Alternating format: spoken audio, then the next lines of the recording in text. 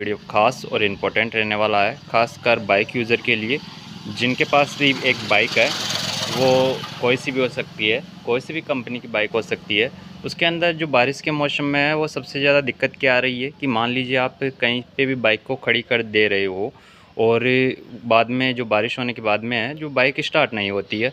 तो ऐसा होता क्यों है और उसका अपन परमानेंट सॉल्यूशन किस प्रकार से कर सकते हैं, क्योंकि काफ़ी भाइयों का हमारे पास रेगुलर से कमेंट आ रहा है कि भाई बारिश के मौसम में हम बाइक को कहीं पे भी खड़ी कर दे रहे हैं, जैसे ओल्ड मॉडल की बाइक होती है कोई सी भी मान लीजिए, तो उसके अंदर होता क्या है कि बाइक स्टार्ट नहीं होती है।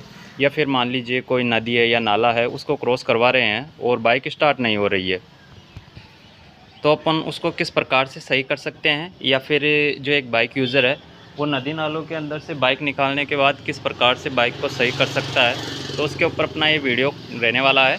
और हम स्टेप बताने वाले हैं कि कौन कौन से ऐसे स्टेप है जिनका यूज़ कर आप अपनी बाइक को स्टार्ट कर सकते हो। जैसे पानी में भीगने के बाद बाइक स्टार्ट नहीं होती है, तो ऐसे कौन से स्टेप है कि उनको आप सही कर सकते हो और अपनी बाइक को स्टार्ट कर सकते हो कहीं पे भी। तो पहला स्टेप आ जाता है अपना यहीं पे, जो कि यहाँ पे प्लग एडोप्टर लगा हुआ है कि ये तो ये वाली चीज़ है, ये ओरिजिनल होनी चाहिए। आपकी जो प्लग एडोप्टर है वो ओरिजिनल होना चाहिए, ओरिजिनल हीरो का, जिसकी 95 रुपये MRP आती है। और वो वाला ही आपको यहाँ पे जो प्लग एडोप्टर है वो यूज़ में लेना है, क्योंकि अक्सर होता क्या है कि जो ओरिजिनल प्लग एडोप्टर होता है उसका जो ऊपर का ये सोल है, जो PVC का सोल है, तो ये थोड़ा मुलायम आता है। ठीक है, तो ये यहाँ से भी पानी लीकेज नहीं होता है। और जो यहाँ पे प्लग लगा हुआ है इस प्रकार से मैं आपको दिखाने की कोशिश करूँ तो जो ये वाला सोल है ये भी बिल्कुल नरम आता है, तो यहाँ से भी अंदर की तरफ पानी नहीं जाता।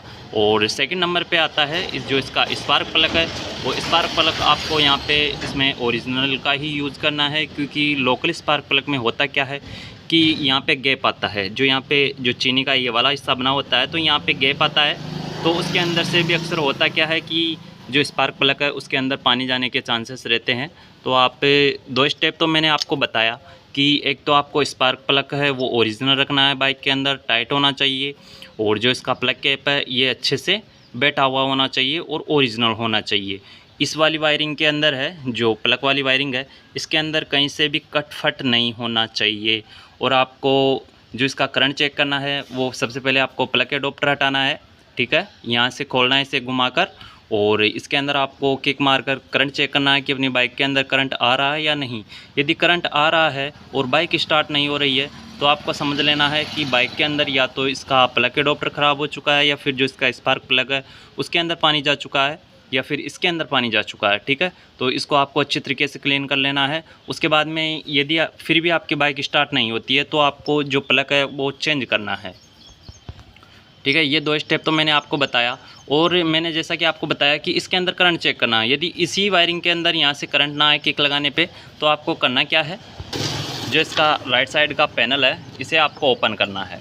ठीक है, आपको इसको ओपन करना है, और यहाँ पे दिया होता है कि जो अपनी इंजन अर्थ कोयल है वहाँ से स्टार्टिंग के लिए करंट आता है इस वाले वायर के अंदर।